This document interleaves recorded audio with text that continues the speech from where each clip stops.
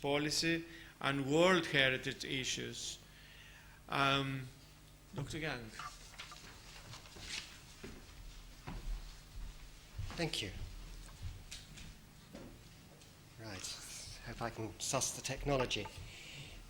We're moving, as our chairman has said, to a rather different type of centre to the ones we've been looking at earlier this morning.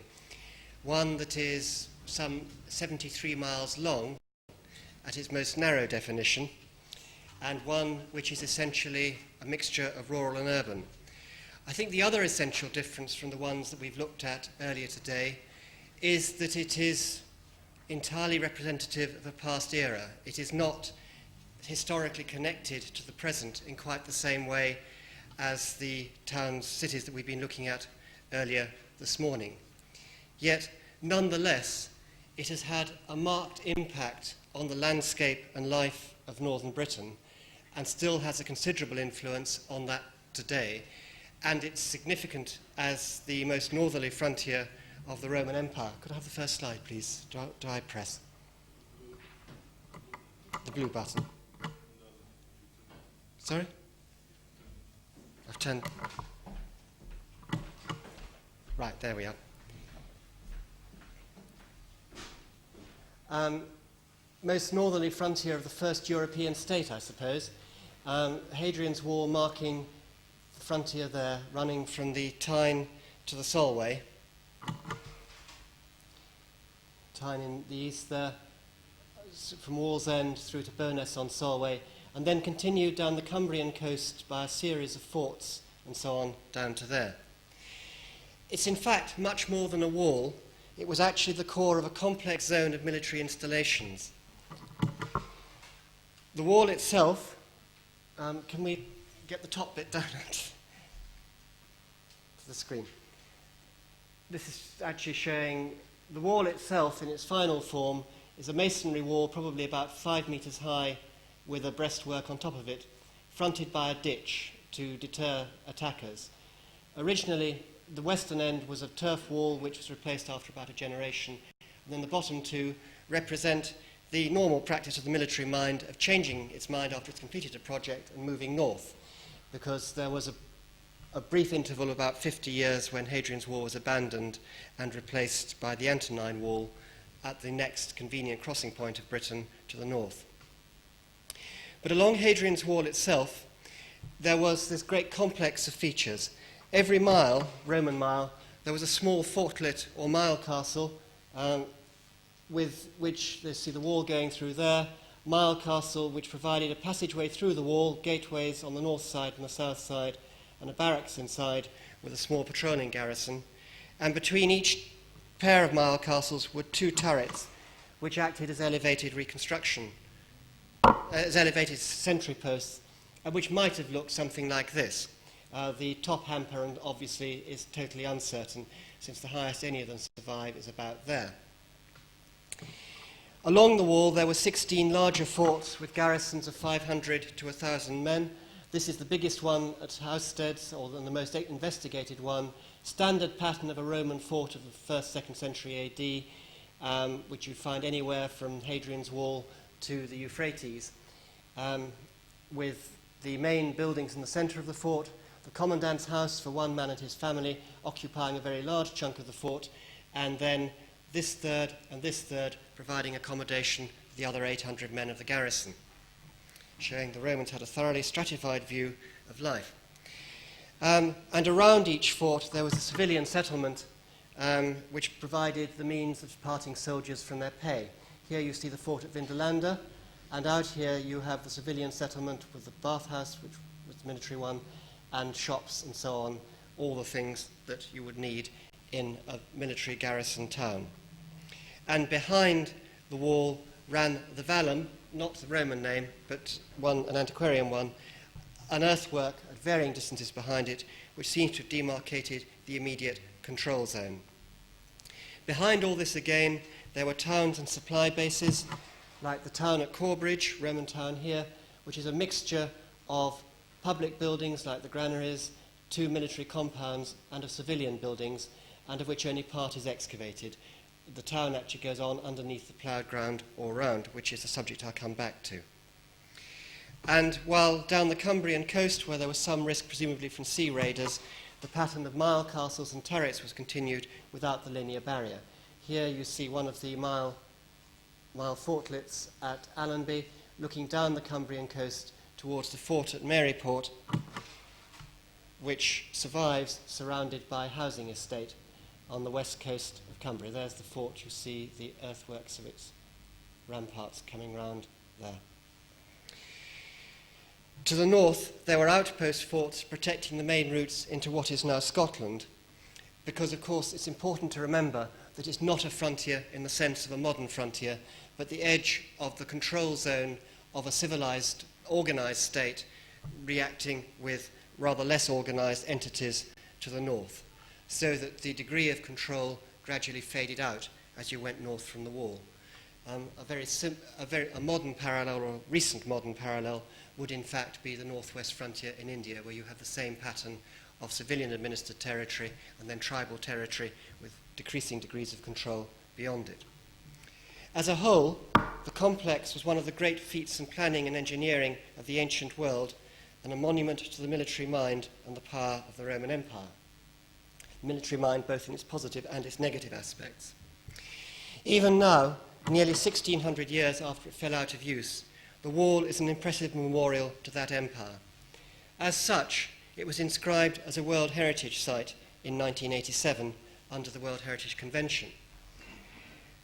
The World Heritage Convention doesn't actually carry any extra legal powers in Britain, but it is surprisingly effective in social terms, if you like, in actually persuading people that the site needs to be looked at as a whole and that it is important, and has become increasingly so in the last year or so.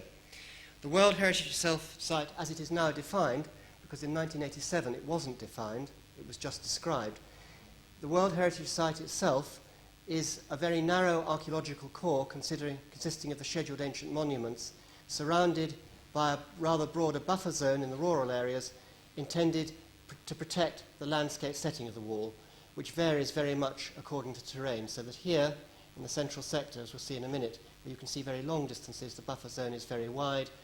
Further east it is narrow, and in the urban areas it's narrower still, in that the landscape has been wholly dislocated from the Roman one, and what we're trying to do there is to protect areas of archaeological significance where more may be discovered at some point in the future. Known archaeological features have obviously been protected for a long time under the 1882 Ancient Monuments Act and its successors, the Scheduled Ancient Monuments, and increasingly now archaeological sites are also protected through the planning system under planning legislation, whether they're scheduled or not. When people think of Hadrian's Wall, they tend to think of the central sector, where it's most dramatic, where you get the wall striding across the crags, dramatic views to the north and the south, where indeed most of what you can see is actually a 19th century reconstruction, but that's another matter. And these are the parts that are most heavily visited. However, the wall and its associated features survive well along most of its length, either as standing masonry or as earthworks or as buried archaeology.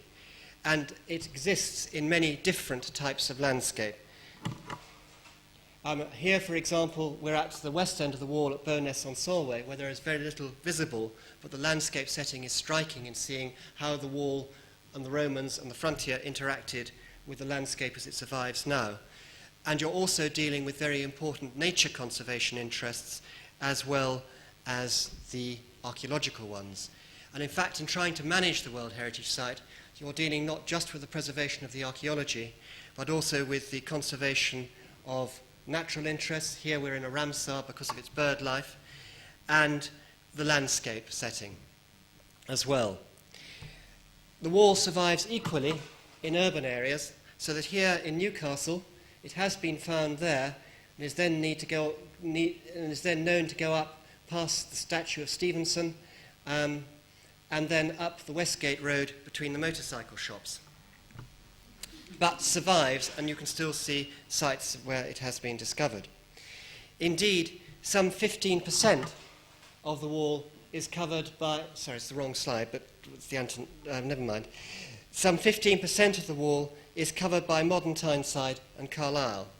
But even in these initially unpromising surroundings, there is a high degree of survival. Due to an interventionist policy by the two local authorities concerned, it has been possible, for example, to disengage much of the Roman forts at South Shields and at Wallsend from 19th century development over the last 30 years. And the line of the wall itself has been traced across much of Newcastle. So here, for example, you can see cobbling in the streets, in the pavement surface, which actually marks the discovery of the line of Hadrian's Wall, which is also reflected in the brickwork on the wall of the house to its potential height. And an attempt to mark the line through to give people the feel for the thing going through the urban area. In arable areas of the countryside, the wall and its associated sites survive as buried features or as slight earthworks. This is a fort at Bruff by Sands, where you can see the line of the ditch surviving as a crop mark, but where on the ground surface you would see nothing. But important to conserve for its archaeological value.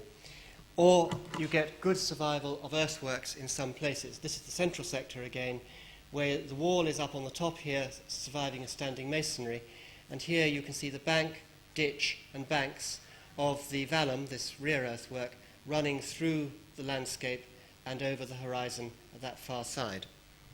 So that you can see it quite well over large parts of the area. And here indeed you can see, in the central sector in particular, how the Roman landscape has modified the present one. Parts of the wall have been excavated and laid out as formal sites for access. They vary from the big sites like Housesteads, which we saw a few minutes ago, to sites like this temple in Benwell, one of the rougher areas of Newcastle, which was rescued in the 1930s and displayed on what would otherwise have been a house plot like the one next door. Or the Chester's Bridge abutment seen here, the abutment of a bridge which carried Hadrian's Wall and the military road across the North Tyne there, where the site has been deliberately disengaged and interpreted and displayed to the public. In other areas, the features are still buried, but accessible. This is one of the outpost forts at Risingham, where again you can see the ramparts and you can see the marks of internal buildings, and are easy to understand and to get the feel of the Roman landscape. Inevitably, the World Heritage Site, because of its size, is subject to pressures of development, of agriculture, and of tourism. These pressures can either affect the archaeology directly, or they can impact primarily upon its setting and landscape. Apart from the normal small change of development proposals within urban areas, this, for example, is the school at Stanwix, which lives on the site of a Roman fort, where there is a need to expand the school, and where, as a result of archaeological evaluation, we've been able to agree a scheme whereby the school expansion will sit entirely on the playground and do no damage to the archaeology at all, and leave it available to be disengaged at some point in the future. We have in the last decade been faced by proposals as major as coal mining, oil exploration, and a canal linking the Tyne and the Solway, an idea which seems bizarre even in economic terms but doesn't seem to go away. None of these have materialised yet, although two went to public inquiry, and one was only rejected by the Secretary of State against the advice of his inspector. And the most significant development across the line of the wall in the last 15 years or so has been the Newcastle Western Bypass, where one linear feature met another linear feature. Current development proposals include the extension of Carlisle Airport, where there is a scheduled ancient monument, a marching camp, under one end of the main runway, which was put in the 1940s, and where the wall itself is up here, and where proposals to build sheds big enough to service jumbo jets would have a significant impact on landscape setting. Something the height of a 6-story building to get a jumbo jet in, apparently. So that sort of application still comes in. Other development issues we have at the moment are the proliferation of telecommunication masts for mobile phones, and now major wind farm proposals which would have a major impact on the setting. I mean, there's a proposal at the moment for 130 wind turbines in one wind farm about 10 miles north of the wall. Agriculture can impact on the wall in two ways.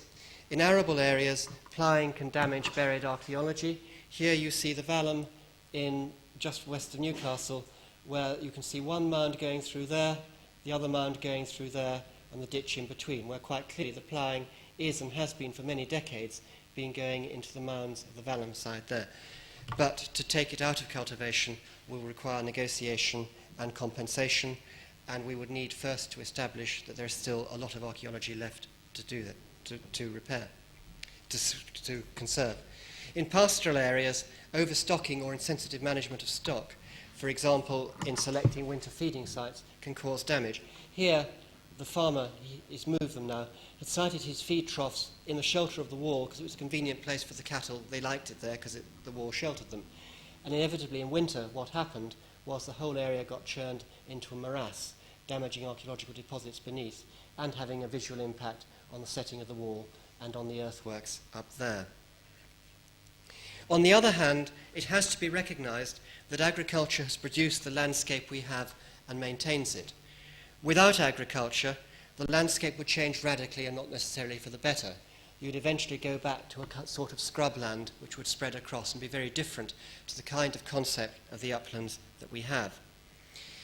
In a time when the economics and the nature of agriculture are changing rapidly, there's a need for sensitive management of change to allow agriculture to continue as a major support of the local economy and the local population, and also to conserve and change in a sympathetic way the essential character of the landscape.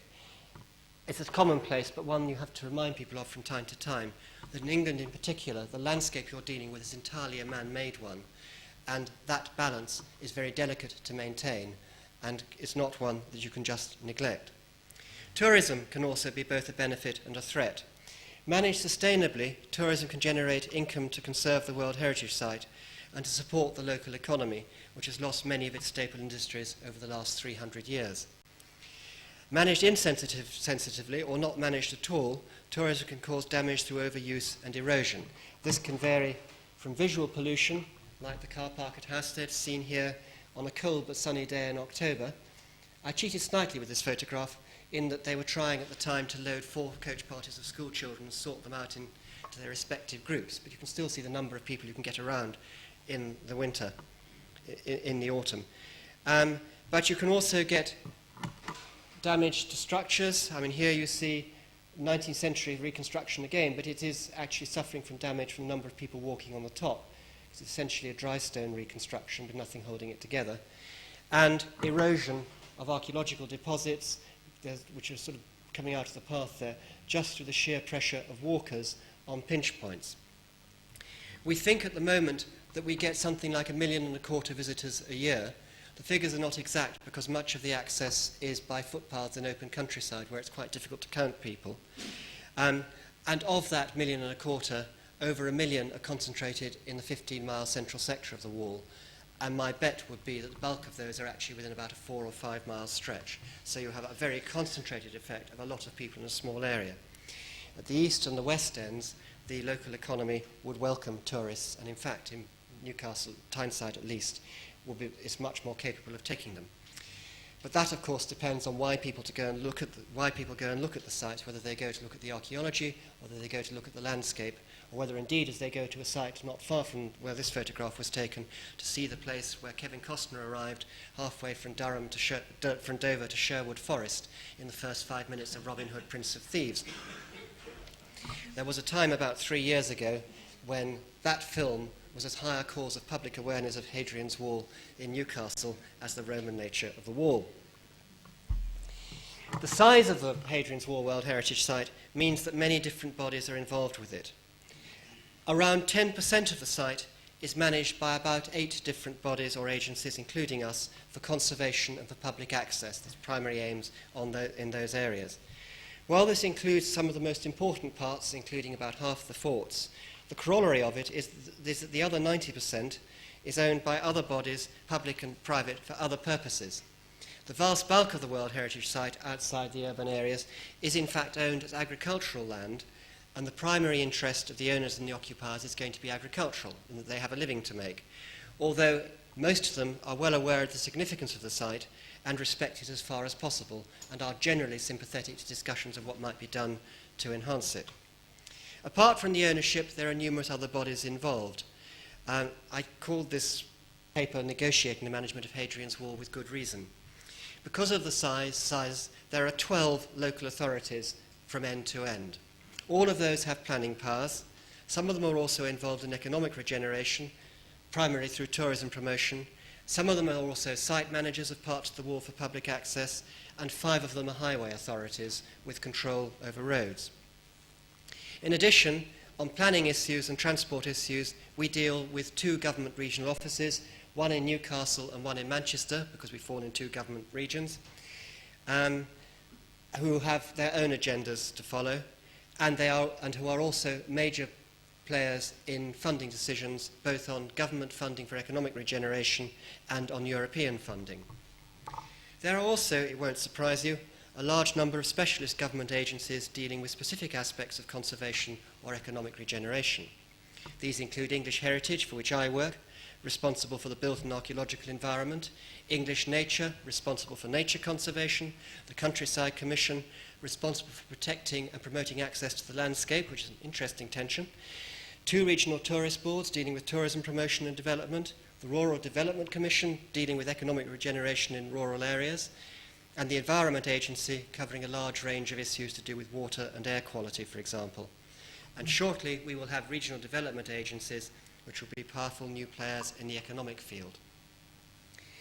The Ministry of Agriculture, Fisheries and Food, or MAF for short, and the Forestry Authority are also very significant players since, as we said, the major land use is agriculture, which is largely outside the local planning system and is heavily influenced by grant aid regimes administered by MAF. Probably the most significant funding decisions to affect the World Heritage Site over the next 20 years with nothing to do with conservation at all, but with what the European community decides to do with the Common Agricultural Policy in the light of the EC running short of money, the expansion of the EC to include more Eastern European countries with the consequent switch of European community funding to the East, and the effects of the next round of GATT reform, where the Americans will press very hard to dismantle the protective barriers around European agriculture, and with some success, no doubt, as they did last time. The effect of all that will be major changes on the agricultural regime, I think through most of Europe, but certainly in the parts that I'm concerned with, and will probably have a bigger effect on the landscape than anything we've seen in the last generation and a half. So, looking at all that, the interests of the owners and other bodies are clearly very diverse, and inevitably they will, from time to time, be in conflict with each other. Behind the multitude of bodies, there is an equally wide range of different systems of legislation and government regulations. We haven't yet got to the point of a formal reconciliation of our ancient monuments legislation and our planning legislation. They touch where they touch, and I still look forward to the day when we shall have a public inquiry jointly into a scheduled monument consent application and into a planning application affecting the same site, where 2 different Secretaries of State could come up with different conclusions as to what should be done, one refusing consent and the other granting it. Of course, with new collegiate systems of government, that couldn't possibly happen. Obviously, a holistic approach to the management of the World Heritage Site is clearly desirable, but this is difficult to achieve without considerable effort and a willingness to work together on the part of the many individuals involved, because the whole nature of the setup we're working with and the legislative practices that we follow is to actually spread things apart rather than to bring them together. While conceptually people are looking more and more at the countryside as a whole, and at managing rural landscapes in particular and urban landscapes as a whole, the different legislative systems, particularly the different conservation bodies which have different acts, report to different government departments, means you have to make a conscious effort to actually work together. So, English Heritage, as the government's principal advisor on the built and archaeological heritage, as well as one of the major managers in the World Heritage Site, and a provider of grant aid and advice to other owners, decided in 1993 to take the lead in achieving a holistic approach. We did this through the establishment of a management plan. This is a requirement for World Heritage Sites under the operational guidelines published by UNESCO, and has also been recommended by the UK government in PPG 15. Our intention of doing so was announced in July 1993. The consultation draft was launched in July 1995, and the amended final version was published in July 1996. It sounds easy when it's put like that. The plan recommends broad policies for a 5-year period within the context of a 30-year forward vision, covering planning, conservation, tourism, and economic benefit. And I've got here leaflets which summarise the plan, which I can distribute if anybody's interested. Its objectives are to achieve the appropriate balance between conservation, access, the interests of the local community, and economic benefit to the local community. So that we recognise from the outset that you can only get there by getting this consensus as far as possible. It has no statutory basis, since World Heritage Sites themselves are considered by the UK government to be protected adequately through existing legislation. In fact, there are considerable advantages to not having a statutory basis, in that it gives you a fairly free hand in how you structure the plan, rather than having to follow specific guidelines on how a local plan should look, or whatever else. But it does mean that the success of the plan depends on the willingness of individual organisations to implement those aspects of it which impinge on them, and that includes individual farmers. The plan has been largely accepted by those whom it affects, which again sounds easy. I would reckon, in fact, that most people who are involved with it would accept 80% of the plan. They would each accept a different 80%, but it does mean that you have a basis on which you can negotiate a way forward. And its implementation is being led by a small coordination unit set up by English Heritage and based in Hexham. And when I say small, I mean small. I'm 25% of it. Essentially, the plan is a strategy document, not a detailed zoning and environmental management plan. And it now has to be implemented through a series of partnerships, more detailed studies, and so on. And that is what we're doing.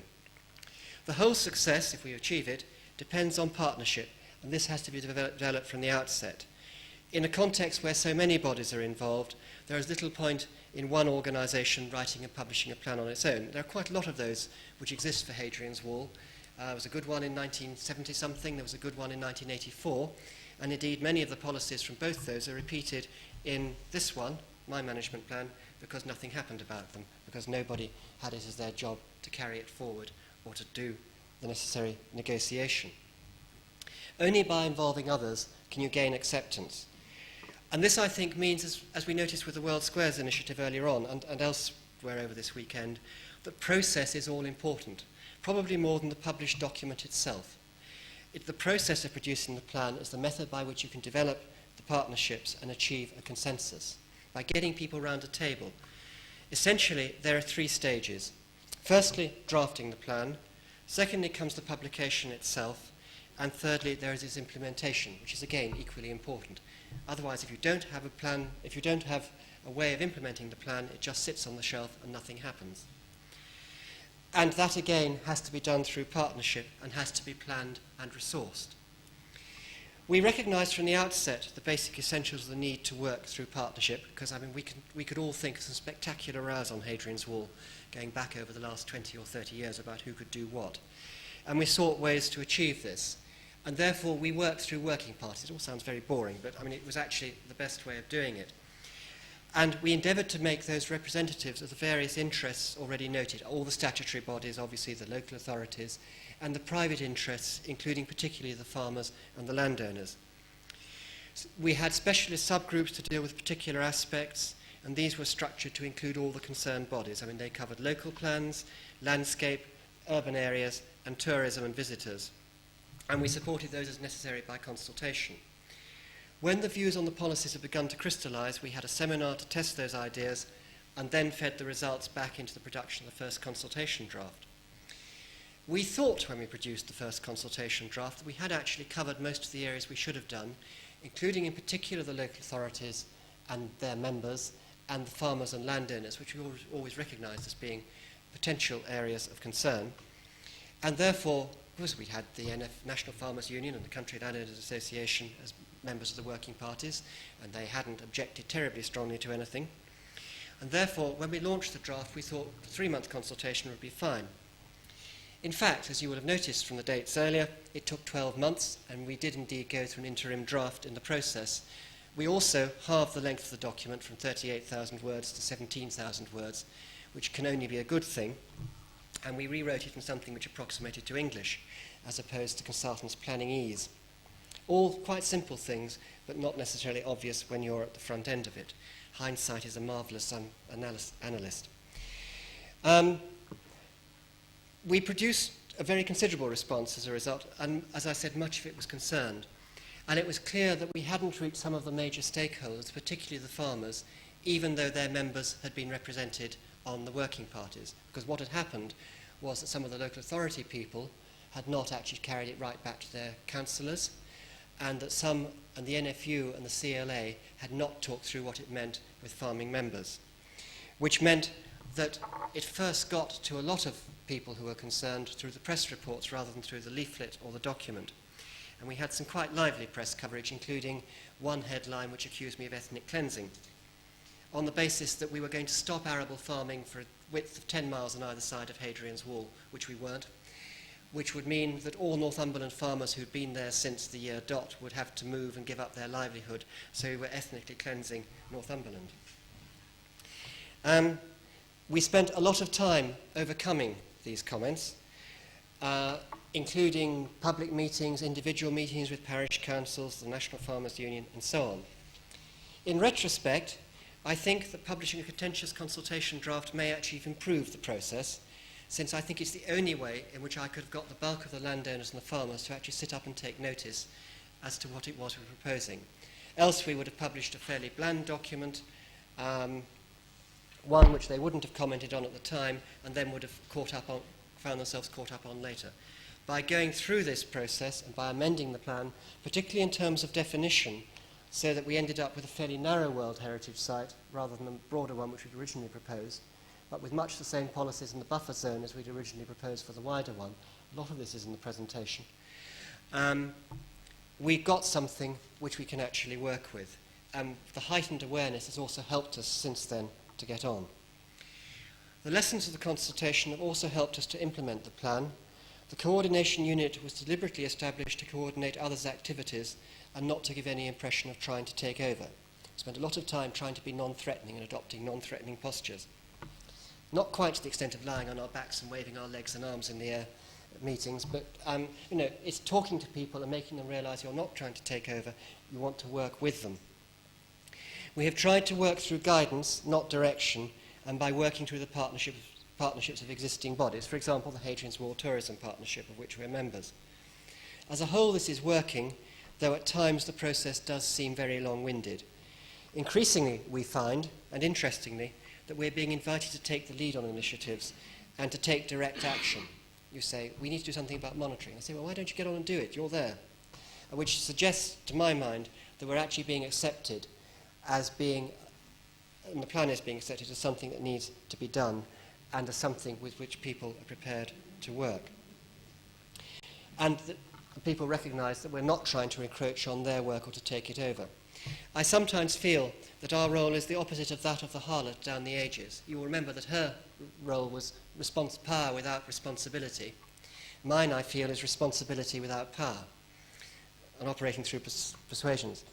There are obviously things we could have done differently and which we will do differently when we come to the first revision of the plan in 2001. Mostly, I think, to improve and target our consultation and negotiation, which is a leitmotif again which has run through large parts of this morning.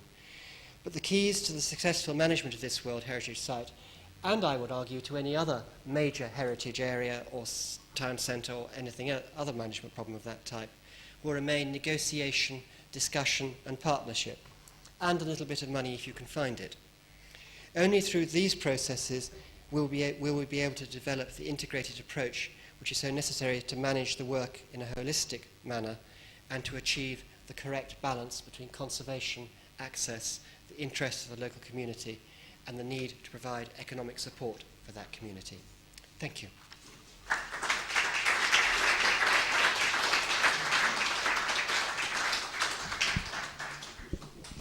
And if people want to pass these leaflets round.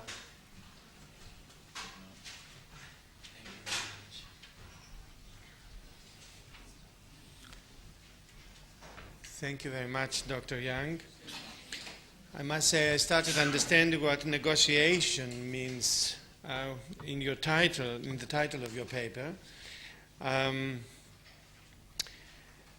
Before we go on to the next, the last speaker of this morning, I would like to remind you that, of course, you have the pamphlet of Mr. Young, of Dr. Young. There is another pamphlet that Graham King brought for the World Squares, which is sitting there. We are meeting tomorrow morning for a guided tour at 10:30. Mr. Graham King invites us to a discussion, in fact, and the sighting of the Trafalgar Square. We are going to be meeting at 10:30 in front of the St. Martin's in the Fields, so on the staircase of the church. Whoever is interested, please come. Another reminder, there are pamphlets already and information and flyers and application forms outside in the entrance hall for another conference that our colleagues from the Garden Conservation Department are doing in June. So whoever is interested in this conference, please make sure to take a flyer. And now, of course, we're coming to the last but not least speaker of today, Mr. Yorgos Timoforidis, whom I left his biography somewhere.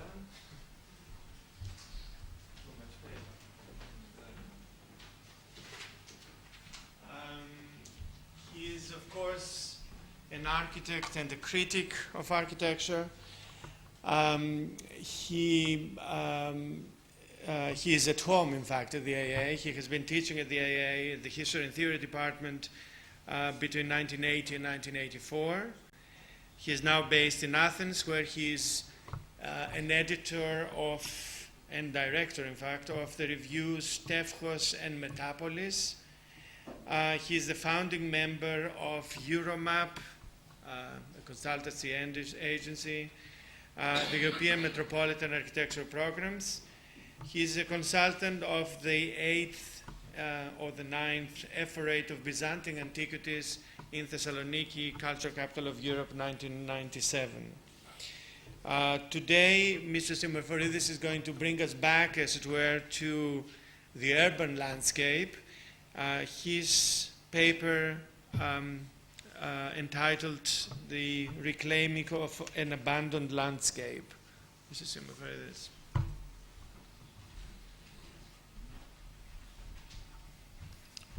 Thank you, Eleftherios. The AA, of course. Can I have the first two slides? So I put the lights off, please. According to many writers, when we visit a city, its open public spaces are the feature that impresses itself mostly upon our memories. And of course, as you understand, these open public spaces can be historic spaces, usually squares, like, as we see in these two slides, Place de Vosges in Paris or Piazza del Campo in Siena, or others that you can bring in your mind, like San Marco, Venice, Plaza Real in Madrid. But they can be also, sorry, yes, that was San Marco, so I go back, sorry, reverse, yes, reverse. That's it. But they can be also modern spaces, like, as we see always in the slides, La Villette Park on your left in Paris, or La Défense, pedestrian district, if you like, at the center of this new district in Paris. And the understanding is that we could have traditional, so to speak, spaces as well as contemporary ones. On your left, on your right, you recognize San Marco. On your left is the Val d'Hebron park in Barcelona. As we walk, therefore, through the modern European city, what remains in the memory, more than the buildings, is the character, the atmosphere of the open public spaces. It was precisely those spaces that we left to their fate during the decades of continuous expansion, returning to them later and resorting to the panacea of inevitable embellishment of the historic centers through the process of commercial gentrification. Open public spaces, however, are making a comeback, but now in conjunction with the concept of the landscape, in converted commas, which is gaining more and more ground as a result of a new ecological awareness and of the restructuring processes of our post-industrial cities and societies. In this respect, the Greek cities have a unique individual characteristic, whose like can be found only perhaps in Italy. In the historic centers, the open public spaces or the open spaces are, as a rule, those of the archaeological excavations, spaces which, as the public spaces par excellence of the city or the neighborhoods, are those places where the local community has been inscribed through the process of the development of the city, and they form a timeless yet everyday landscape, which is an important part of the collective subconscious. It is also important to notice the difference between the presence of those kind of spaces in the Italian cities, like Rome on our left hand, of course, and like Thessaloniki on our right hand, because in the Greek cities, these archaeological spaces they don't have so much physical presence, which means that they tend to be more towards the earth, which we tend to understand them, or we should understand them, as stratifications, mostly than built fragments, which of course remain in their ruined form. Of course, as you know very well, there are a lot of temples still existing. But this is the case in most sense. An interest in these spaces developed in Greece in the years between 1953 and 1963. Particularly, before saying that, a very interesting observation. On your right hand, you see this quite notorious comparison that Colin Rowe proposed for the understanding of the model of the city today, where he counterposed the concept of the traditional European city, which is, of course, the one that we see on our right hand, and it is Place des Vosges in France, with the concept of the city as it was formed in the proposals of the modern movement or modern architecture. And of course, we are looking for a typical fragment of Le Corbusier's Ville Contemporaine, which was a proposal for Paris, vis-à-vis the basic difference between figure and ground. Now, even if this is true, or even if this is correct and valuable for our understanding and approach to the contemporary city, it doesn't hold true for the Greek city, which is what we see on our left hand.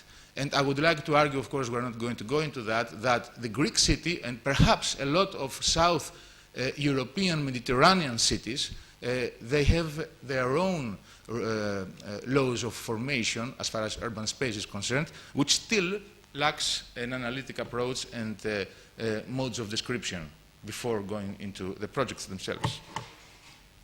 So, as I was saying before, from 1953 to 1963, there has been a big debate in Greece about landscape in relationship and in reference to the archaeological sites.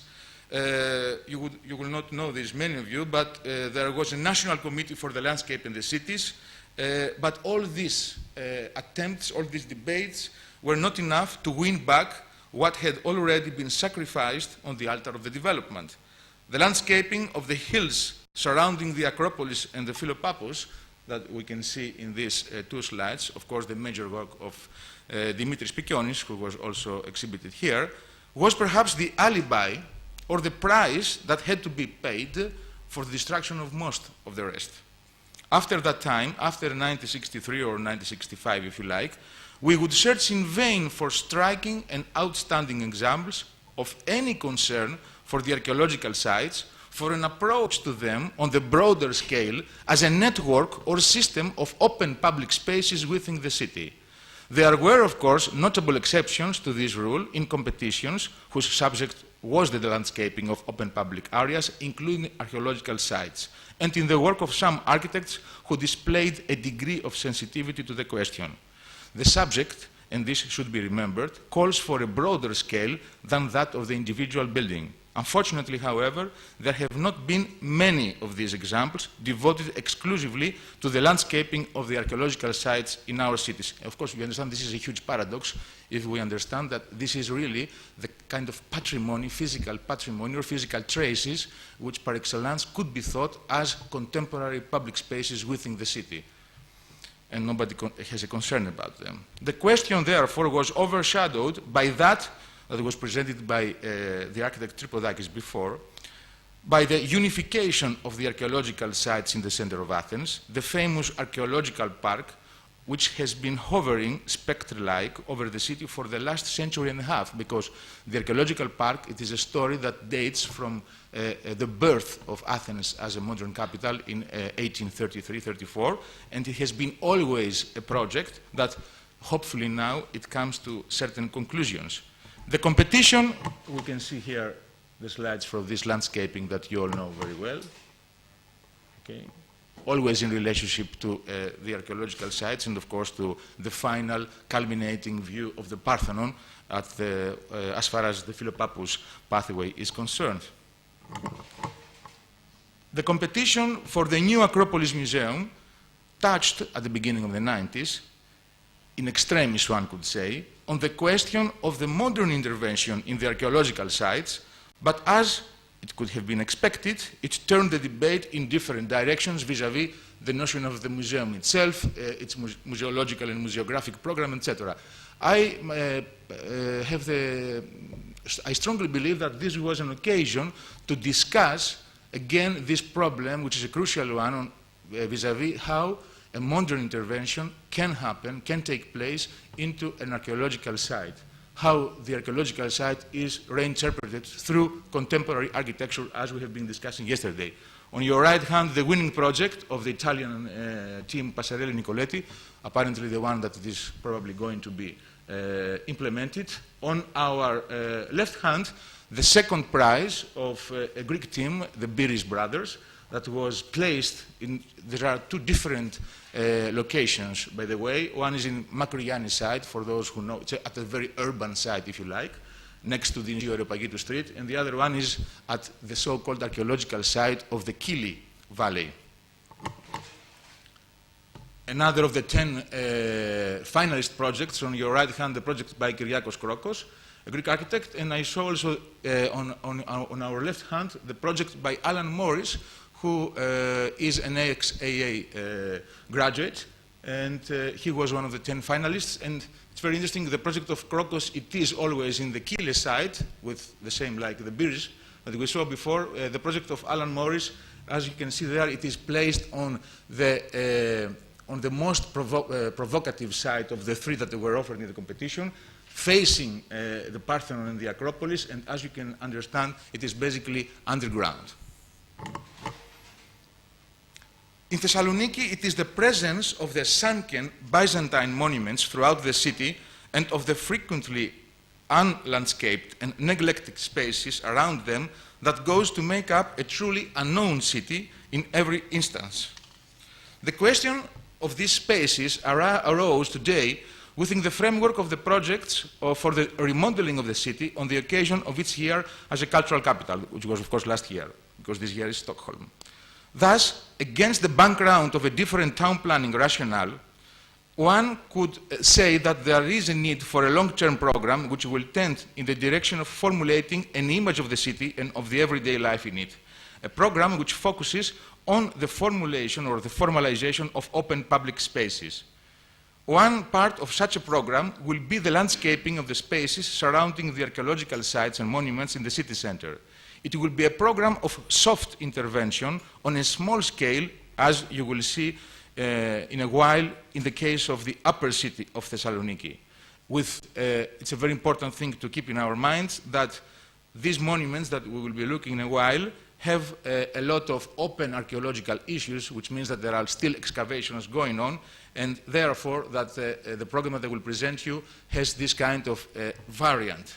We can see here a part of those spaces in Thessaloniki, two views of Thessaloniki to understand which is the city that we are talking about.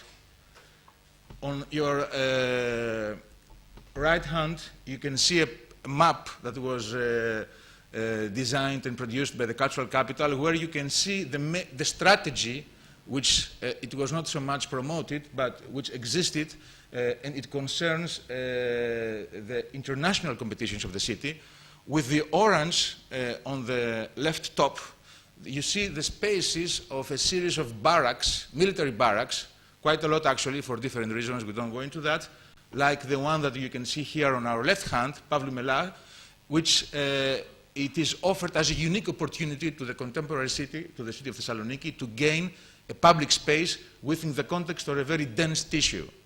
In the center, you will see in a while the famous Aristotelus axis, which is the most symbolic and the most representative historical axis of the city, linking the seaside with the church of Agios Dimitrios, which is the protector of the city, and with the other orange, very thin line that goes on the south side of the slide. You can see this is actually the area of the third competition, the third international competition, for the new seafront of Thessaloniki. The first one, let's say the periphery, so to speak, was organized for young architects, and it was organized by Europan. I was the technical coordinator of that competition. The second one was an open international competition for the Aristotelus Street, and the third one, the new seafront, was a competition which asked 10 offices, 5 foreigners and 5 Greek offices, to participate in a kind of closed competition. So you can see the two images referring to the Aristotelus and the seafront. The program that I'm talking about, it is a different one. It concerns one of the programs that were financed by the cultural capital budget. It is a budget that refers to something, I made an approximative calculation, to £200,000, and I will explain what these £200,000 concern.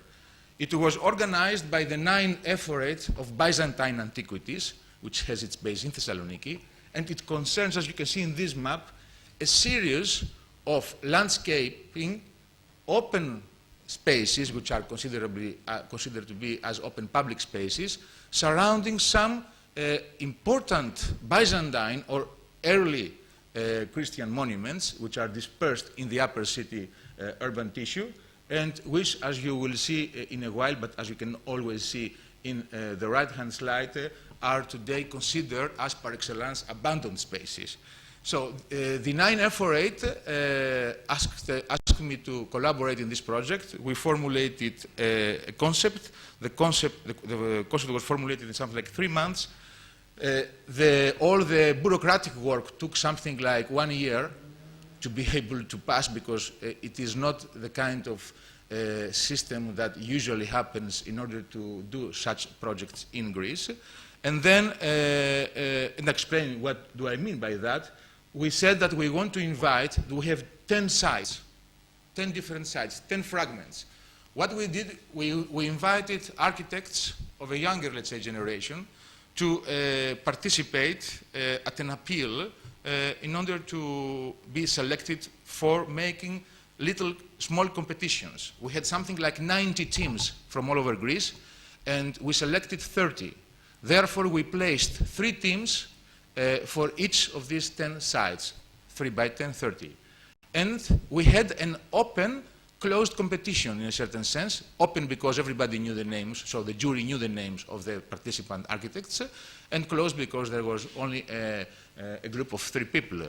And at the end, we had 10 winners, and these 10 winners, they continued, they did the final drawings, they submitted. These drawings were accepted by the Central Archaeological Committee of Greece, and of course, as it happens in these cases, now they are looking for the money to implement, not of course all of them, but some of them. So as you can see, within 1 year and a half, there was a completely different program, which involved a lot of architects, which opened up many questions, as I hope we'll come back to this later on. And the whole preparation, the fees for the teams, the exhibition, the catalogs, everything costed more or less the amount of money that I mentioned before. It must be clear from the start that the landscaping of open areas around monuments is a theme of contemporary architecture. It also calls for a mentality different from those which have already been tried out, with results that are familiar to more or less all of us. It calls for a contemporary accessibility capable of interacting productively with the demands and philosophy of the commissioning agency, the 9F48. And before such a program can be proceeded with, there has to be an extensive debate around the interpretation and concept of space, one which will touch on the essence of the design of open space. The differences, the pros and cons between a uniform approach based on Euclidean geometry and a topological approach of space have to be cleared up.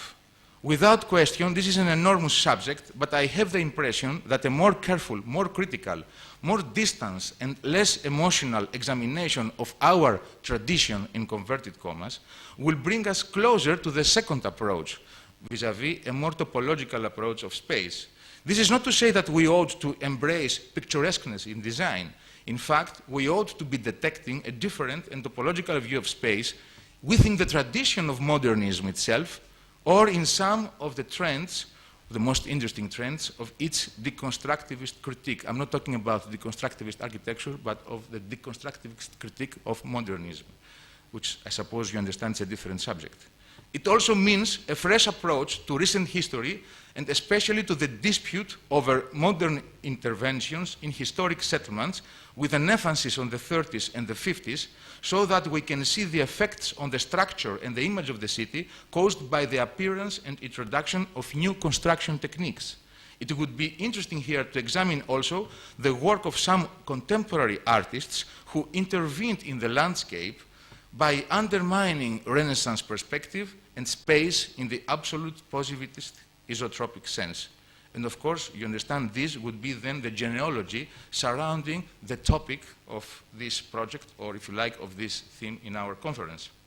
The program for the landscaping of the 10 archaeological sites, which was supervised by the 9 inspector of the Byzantine antiquities, functioned in accordance to these guidelines. All this was a preparatory work that I did with the F48.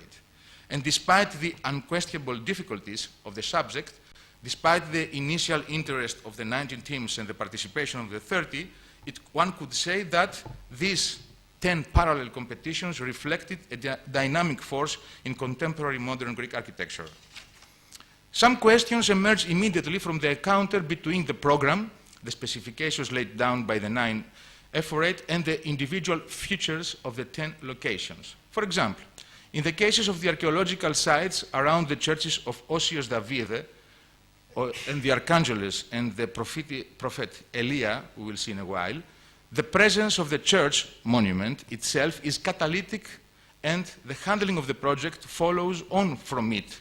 For example, the mess of access routes to the modest yet precious church of Osios David, which is a church that dates from early 6th century, which we can see here, and immediately now we will see just two images. On your right hand, a plan of organizing accesses of the winning project, and from the other, on our left hand, a drawing from another team which tried mostly to work on the limit and then to give access through restructuring this limit. The organization, which involves, and we are here at the church of the prophetess Elias, which is one of the most important Byzantine churches in Thessaloniki, that combines both features from Mount Athos churches or church building and the Thessaloniki church building. And you can see exactly the areas, the archaeological site that we are referring to, which is considered as a kind of empty space or a void to be filled with everything else. Here also we can see that from this particular feature, the need to organize a kind of pressing, if you like, a kind of structure that will enclose this mess is given just by reading the site. It is kind of the intelligence of the sites, as some other people have said before.